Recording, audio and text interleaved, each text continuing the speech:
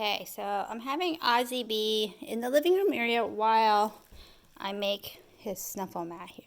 Okay, so I'm just putting some treats in here. Good job, buddy. Very good. Yes. And I can reward him for staying over there. You can go get it.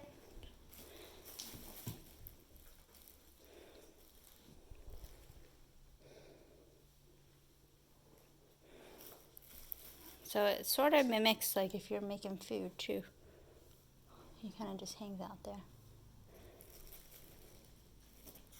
Good. Yes.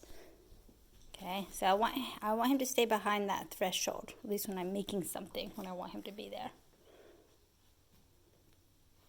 Back. Good. That's a good boy. See, you can do it. Okay, so we put some treats on here, and then we'll do the same thing where we want him to not jump after it or something. Okay, done?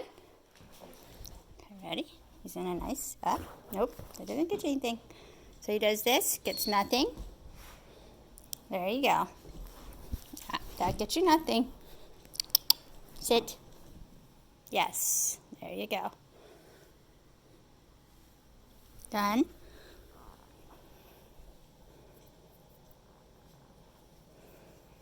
And then we let him kind of work at it a little bit.